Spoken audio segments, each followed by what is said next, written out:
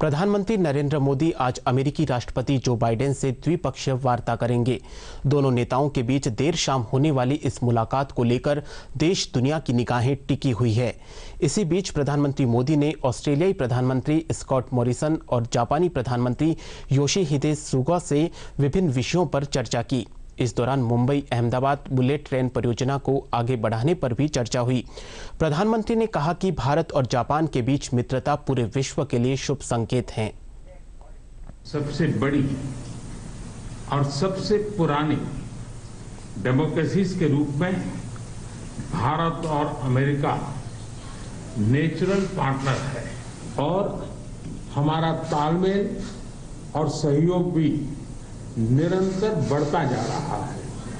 Covid हो, climate हो या फिर क्वाड, सभी पर अमेरिका ने बहुत ही महत्वपूर्ण इनिशिएटिव लिए हैं। उपराष्ट्रपति ने यह भी कहा कि लोकतंत्र पर जो खतरे दिखाई दे रहे हैं, लोकतांत्रिक मूल्यों की रक्षा के लिए भारत और अमेरिका को और भी ज़्यादा मिलकर काम करने की ज़रूरत है। उन्होंने कहा कि जब भी भारत और अमेरिका करीब आए हैं, साथ मिलकर काम उन्होंने किया है, तो इससे एक तरह से विश्व कल्याण को बढ़ावा मिला है। As democracies around the world are under threat, it is imperative that we defend democratic principles and institutions within our respective countries and around the world.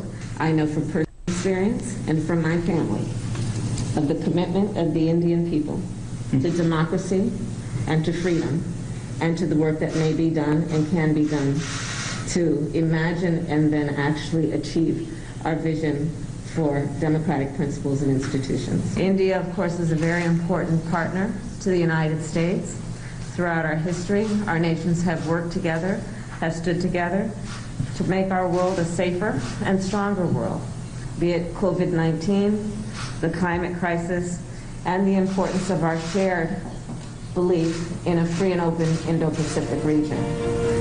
Thank you, Mr. Prime Minister. Bharat और America के बीच व्यापारिक संभावनाओं को विस्तार देने के मकसद से अमेरिका के 5 शीर्ष कंपनियों के सीईओज ने प्रधानमंत्री नरेंद्र मोदी से मुलाकात की।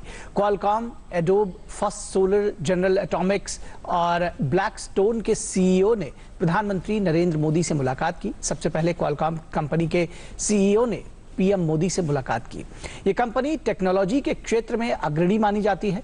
भारत में 5G तकनीक के विकास को लेकर यह बैठक बेहद महत्वपूर्ण रही।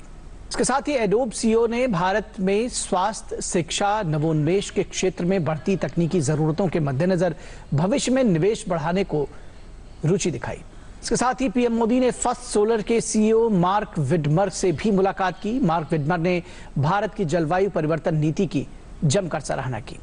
और पीएम मोदी ने ब्लैकस्टोन के सीईओ स्टीफन ए श्वार्ज़मैन से भी मुलाकात हुई। बैठक के दौरान राष्ट्रीय अवसंरचना पाइपलाइन और राष्ट्रीय मुद्रीकरण पाइपलाइन सहित भारत में चल रही परियोजनाओं में निवेश के अवसरों पर चर्चा हुई।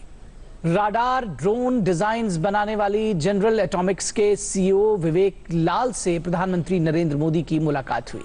अफगानिस्तान के हालात और काबुल की सत्ता पर काबिज तालिबान को मान्यता दिलाने में पाकिस्तान और चीन की भूमिका ऐसे 2 मुद्दे हैं जिस पर गहन चर्चा होने की उम्मीद है।